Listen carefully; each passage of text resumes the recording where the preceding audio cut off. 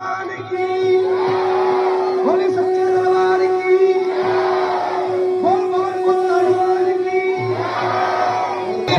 हरियाणा की बोल बालाजी महाराज की जय, बोल सांचे दरबार की जय, मेहंदीपुर धाम की जय। आप सभी भक्तों को जय श्री राम।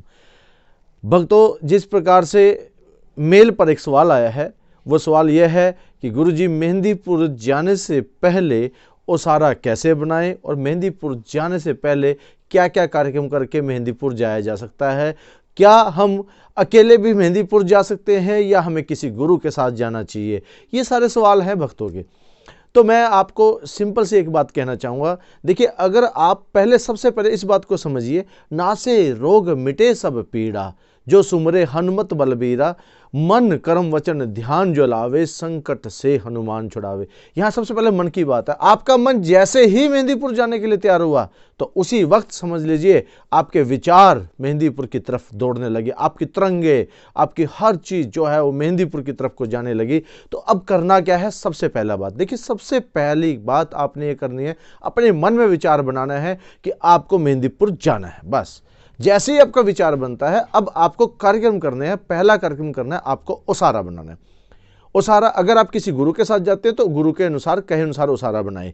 अगर आप अकेले जा रहे हैं, या जैसे आपको एक ओसारे का नियम हम बता सकते हैं, वो क्या है कि बिल्कुल सिंपल है, साधारण है। अब घर में चावल होते हैं, थोड़े से चावल लो, थोड़े थोड़े मतलब इतने, और उनको पहले सूखी हल्दी गिरनी है। सूखी मतलब कोई गिल्ली हल्दी मत करना, उनको सूखी हल्दी से उनको आप चावलों को पीला कर लो। अब बात आती है, उन चावलों को चारों कोनों में आप रख दो, घर के चारों कोनों में। और जैसे जब चारों कोनों में रखते हैं तो आपके घर में एक टॉयलेट बाथरूम भी आएगा। आपको इस बात का ध्यान रखना है, टॉयलेट बाथरूम के अंदर नहीं रखना, उसके बाहर रख सकते हैं। आपका चारों कोने जो हैं वो रेंज में आ गए हैं। अब बालाजी महाराज से मन से सच्ची प्रार्थना करें कि हे बालाजी महाराज, हे सच्चे दरबार, हे मेहंदीपुर की पवित्र शक्तियाँ, आपका हम आमंत्रण करते हैं, आप हमारे घर में आए। हम दुख में हैं, हम दुख में आपको याद कर रहे हैं। हे प्रभु, अष्ट सिद्ध नवनिधि के दाता, आप जाने, आप सब कुछ दे सकते हैं हमें। आपके जितने भी भगत हैं वो सब तरक्की कर रहे हैं, आगे बढ़ रहे हैं। तो हे प्रभु, हम आपसे भी प्रार्थना करते हैं कि आप हमारे घर में आन विराजें।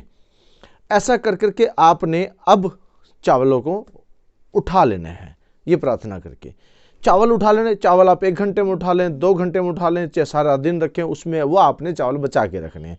कहीं ऐसा ना हो कि कोई चूहा खा जाए चावलों को, या कोई ऐसी चीज़ें हैं, क्योंकि खाने की चीज़ है, कोई भी खा सकता है। अब अपने चावलों को उठा लिया। चावलों के साथ अगर कहीं अपना मकान है, अगर वहाँ कोने में थोड़ी थोड़ी मिट्टी है, चारों कोनों की थोड़ी थोड़ी सी मिट्टी रख सकते हैं। अगर किराए का मकान है तो केवल चावल रखें।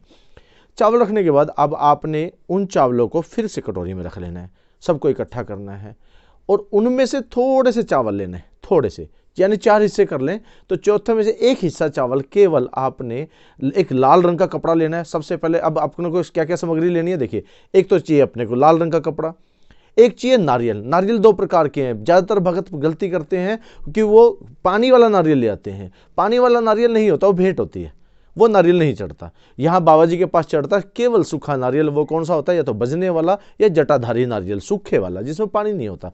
ऐसे नारियल को आप ले आएँ।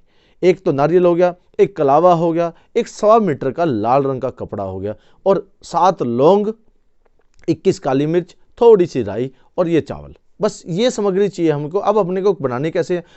कपड़ा बिछा लें, कपड़े के एक कोना पकड़ें, उस कोने में आपने 10 रुपये रखने हैं, और साथ में थोड़े से चावल, 7 लौंग, 21 काली मिर्च और थोड़ा सा राई, ये डाल करके आपने उसको गांठ मार देनी है।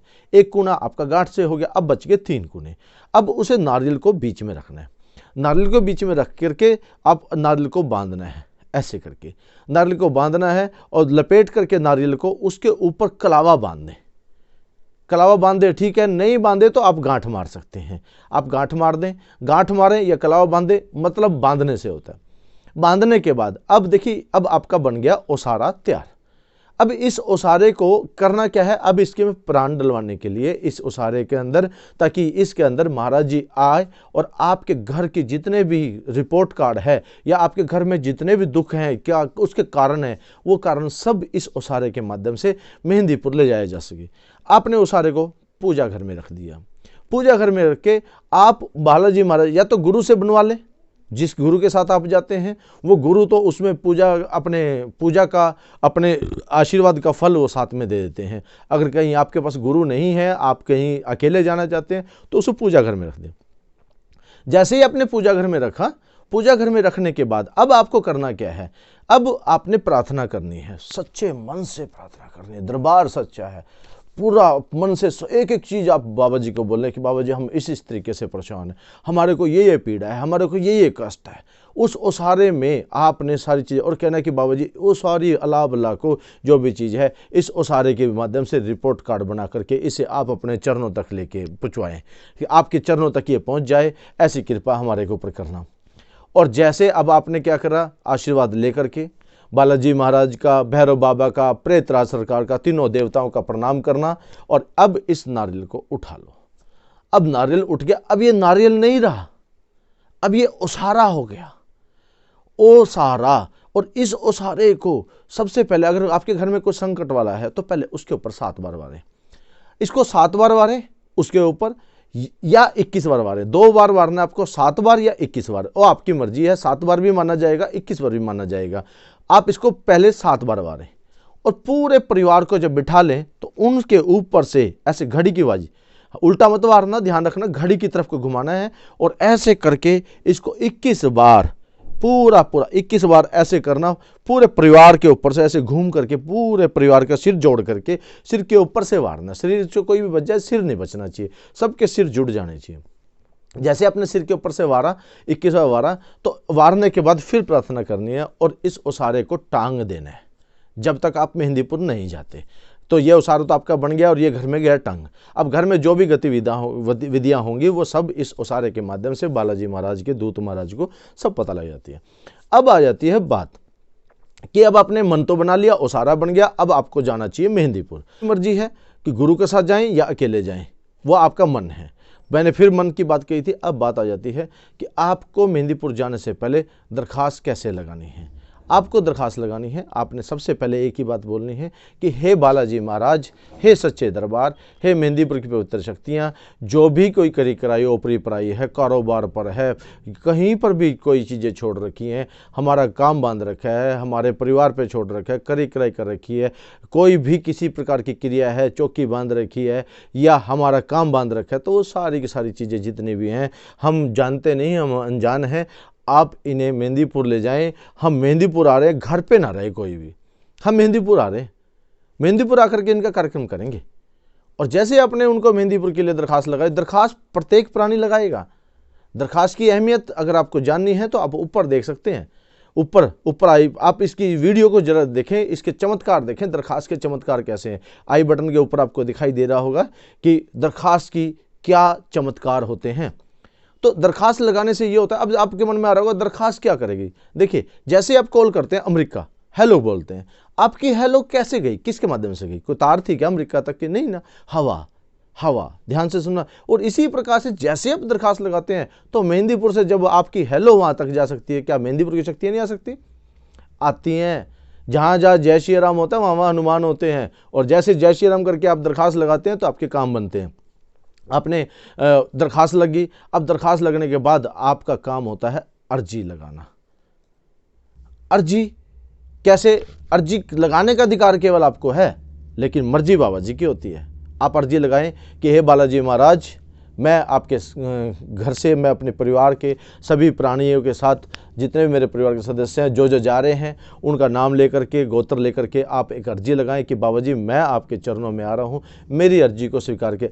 अर्जी हमारी मर्जी बाबा की है, स्वीकार करें कि ना करें मर्जी उनकी है, केवल हमारे को अधिकार क्षेत्र है अर्जी लगाने का। और आप अपने गुरु के माध्यम से अपनी इस अर्जी को लगवाएं। अर्जी लगने के बाद जैसे आपकी अर्जी लग जाती है तो आपका मेहंदीपुर जाने का कार्यक्रम स्टार्ट हो जाता है। और अब प्रॉब्लम्स क्या आती है? देखिए, अब समस्याएं आएंगी। समस्या क्या आएंगी? माता और बहनों को समस्या आएंगी, उनके मासिक धर्म अनियमित हो जाएंगे, अब ऐसे में क्या करना है कि बहुत सारे केस क्योंकि मैं तो अनुभव ही हूँ, मेरे पास तो प्रैक्टिकल है। जब हम मेहंदीपुर जाते हैं तो हमारे पास यही सवाल मैक्सिमम आते हैं, गुरुजी क्या करें कि उनके अनियमित मासिक धर्म हो चुके हैं, वो मंदिर में जाने लायक नहीं बची।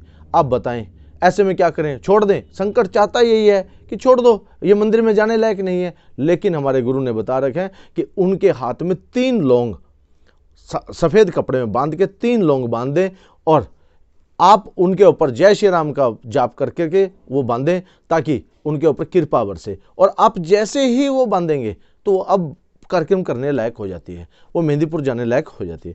अब यहाँ तक तो आपको ये समझ में आ गया कि उसारा कैसे बनना है, मेहंदीपुर का नियम कैसे काम कर रहा है, दरखास्त कैसे लगेगी, अर्जी कैसे लगेगी, ये वीडियो। अब आपको एक काम करना, आपने वीडियो पूरी अंत तक देखी है, अब आप एक काम करें, आप इसमें कमेंट जरूर करें जय श्री राम, क्योंकि जहाँ जहाँ जय श्री राम होते हैं वहाँ वहाँ हनुमान होते हैं। आपने कमेंट किया तो भक्तों अब बालाजी महाराज की कृपा आप सभी पर बरसे। जय श्री राम।